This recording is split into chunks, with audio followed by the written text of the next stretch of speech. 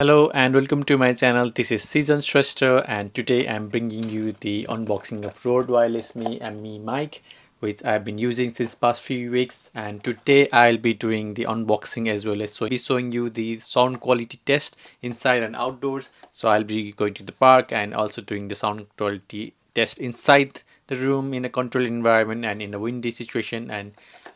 you can tell the difference how it sounds in different environment, and you can assess yourself how you find the quality of your mic. And do comment below, do drop your comments and your feedback, how you like the video and how you found this quality of the sound from this mic.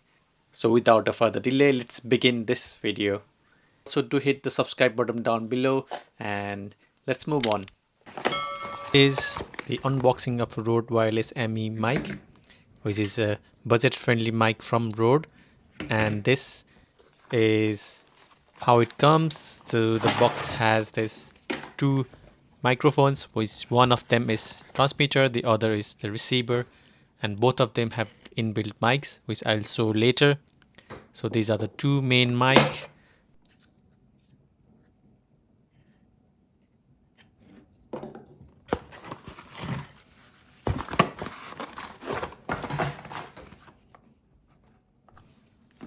And inside the box you can see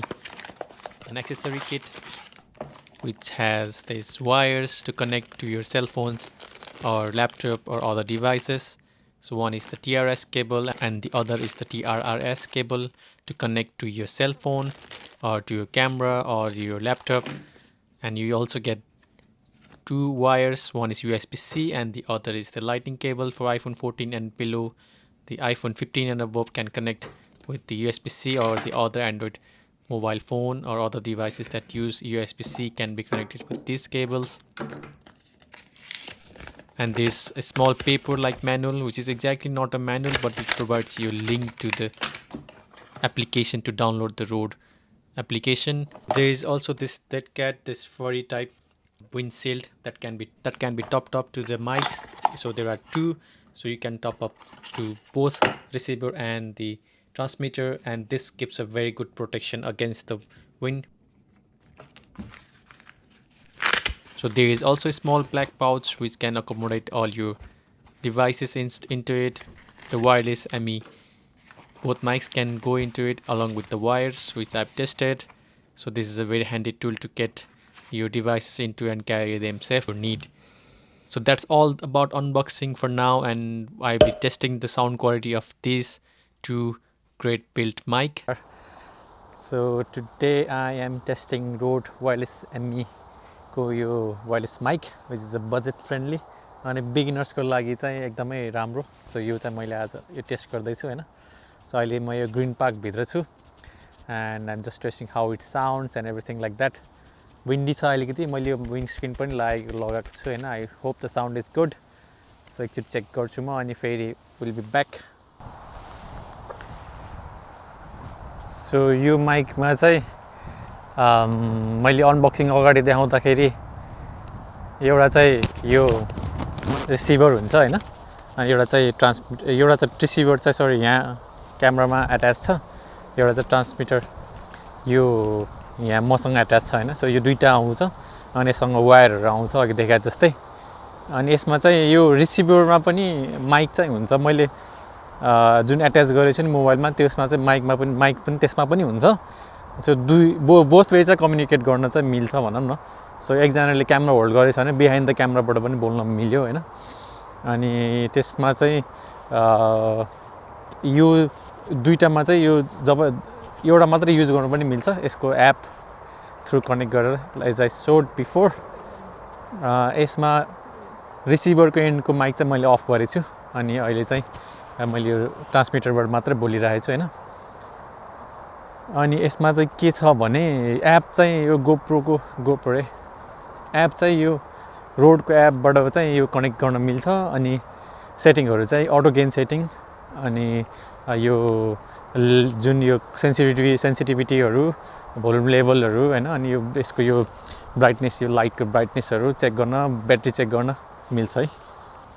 so यो ठाउँ चाहिँ म last year ठ्याक्क 1 वर्ष भयो आएको भनौँ न. लाइफ इन युके बनाएको ठाउँ हो यो चाहिँ. I hope you recognize the place. अहिले यस्तो छ पछाडि चाहिँ आज खासै वेदर घाम लाग्ने आउने भएछ कि सो यहाँ खोला पनि छ छेउमा होइन सो वकको लागि जगको लागि आउने राम्रो ठाउँ हो यो पार्कहरू धेरै छ यहाँ रेडिङको वरिपरि युकेमा भनौँ न पार्कहरू नजिकै सो यो ग्रिन पार्क चाहिँ बिजनेस हब हो मेन चाहिँ अनि यहाँ चाहिँ बिजनेस हाउस हो ठुल्ठुलो कम्पनीहरू छ यहाँ 3 को छ अफिस वाईको अफिस छ अलिकति पपुलर अफिसहरू छ स्टेडियम पनि यहाँ नजिकै छ रेडिङ स्टेडियम सो बिहाइन्डमै यो अफिस नै हो कि यो अफिसको बिल्डिङ हो एउटा सो अर्को उता पारी छ होइन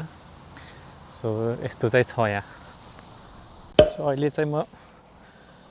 यो उसमा हिँड्दैछु होइन कतिको डिस्टेन्स क्याप्चर गर्छु यसले just try to check so अहिले म अलिक टाढै छु यो पुलमा अहिले टाढै बसेर बोलिरहेको छु होइन विन्डी छ सो विन्डी नोइज पनि यसले चेक गरिरहेको छु अहिले मैले टेस्ट गरिरहेको छु र म अहिले डिस्टेन्समै छु होइन फोनबाट so it's a nice place to hang out यो एकदमै रमाइलो ठाउँ छ भनौँ न यो ग्रिन पार्कभित्र चाहिँ एउटा बिजनेस हब प्लस अनि ओपन इन्भाइरोमेन्ट छ कि हिँड्नको लागि सो काम गर्नलाई रमाइलो छ जस्ट टेस्टिङ म अहिले बोलिरहेको कस्तो आइरहेको छ होइन सो यो साउन्डहरू पनि छ यो डक बर्डहरू छ पानीमा र त्यसको नोइज पनि आइरहेछ सो यो उहिले चाहिँ विन्ड प्रुफ चाहिँ राम्रो गर्दो रहेछ है किनभने म यस्तो विन्डी छ तै पनि राम्रो साउन्ड आइरहेछ जस्तो लाग्यो मलाई चाहिँ सो हेरौँ कस्तो लाग्यो यो साउन्ड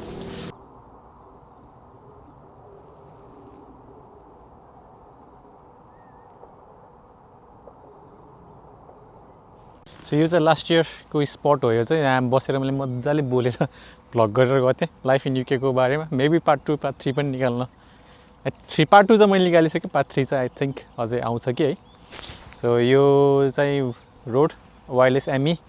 यसको फङ्सनालिटी चाहिँ इजिली एपबाट गोप्रो मात्र भन्न आउँछ मलाई यो रोडको एपबाट चाहिँ मजाले यसको कनेक्सन सेटअपहरू गर्न मिल्छ गेनहरू सेटअप गर्न मिल्छ होइन mid high low medium high त्यसरी सेटअप चाहिँ गर्न मिल्छ होइन अनि दुईवटा माइकमा एउटा अफ गर्न मिल्छ अनि अर्को के भन्छ ब्याट्री सेटिङहरू हेर्न मिल्छ है सो यो चाहिँ बेसिक फङ्सनहरू चाहिँ त्यसको एपमा चाहिँ हुन्छ अरू चाहिँ त्यस्तो खासै धेरै फङ्सन फिचर चाहिँ छैन यसको कम्प्याटिबिलिटी चाहिँ आई थिङ्क यो अहिले चाहिँ मैले आइफोन 15मा खिचिराखेको हो एन्ड क्यामेरामा पनि चल्छ मैले क्यामेरा पनि चेक गरेको थिएँ जेस ओभरअल यसको कम्प्याटिबिलिटी पनि राम्रो छ होइन अब क्वालिटी चाहिँ मैले अब एकचोटि पोस्ट गरेपछि हेर्नुपर्छ एडिट गरेर मात्रै हुने हो कि एडिट चाहिँदैन यसलाई होइन सो त्यो चाहिँ एकचोटि एडिट गर्नै पर्ने हो कि के हो एकचोटि हेर्नै पर्छ मैले सो यो माइकको दुईवटा कन भनेको चाहिँ एउटा चाहिँ यो दुइटै सेपरेटली चार्ज गर्नुपर्छ चार्जिङ केस चाहिँ आउँदैन होइन यसमा सो त्यसरी चाहिँ हुँदैन सो यो युएसबी-C केबलले चाहिँ जुनले हुन्छ नर्मली सो सेपरेटली चार्ज गर्नुपर्छ सो अहिले चाहिँ मैले यो विदाउट यो विन्डसिल्ड यो डेड क्याट यो के भन्छ यसलाई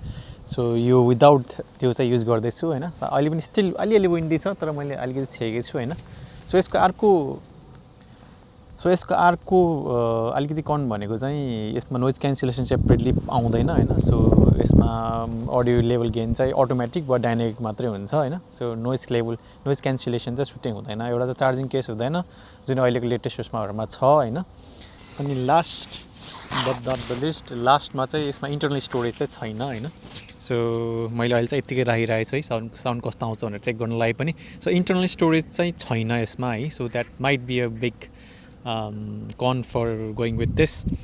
सो अहिलेको लेटेस्टहरूमा चाहिँ इन्टरनल छ तर प्राइस वाइज चाहिँ यो न्यु इयर भन्दा त यो रिजनेबल छ तर रोडको अरू भर्सनहरू वा डिजाईकोसँग कम्पेयर गऱ्यो भने चाहिँ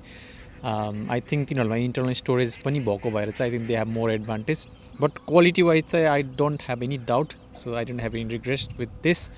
so that something I think you should know so let me know how you found it so मलाई चाहिँ यो मैले न्यु इयर CM28सँग मैले कम्पेयर गर्दाखेरि चाहिँ मलाई यो बेटर लाग्यो होइन यो 20 पाउन्ड बढी थियो सो मैले त्यो रिटर्न गरेर यही नै लिएँ so I think I hope this is durable product and I find it very useful and quality फ्युचरमा पनि let me know how you found it in the comments below and thank you for watching do subscribe my channel and see you next time